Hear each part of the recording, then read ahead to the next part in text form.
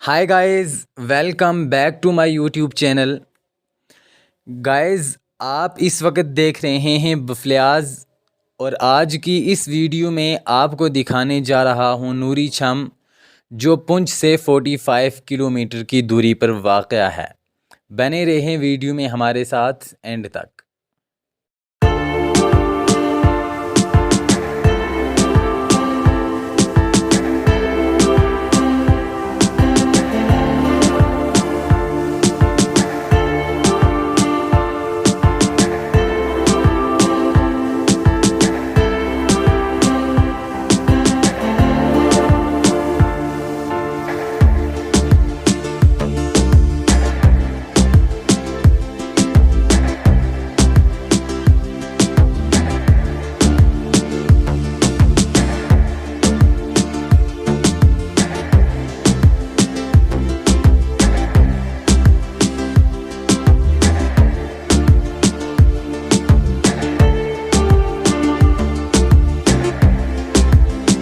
तो गाइज़, हम पहुंच गए हैं नूरी छम और आप देखें नूरी छम का नज़ारा।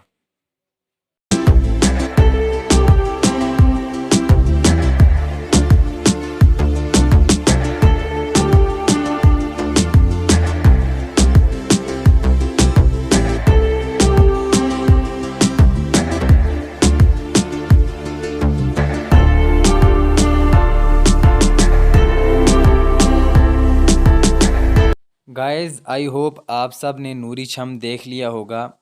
अब मैं आपको सीधा ले चलता हूँ हीरपुरा शोपियान में।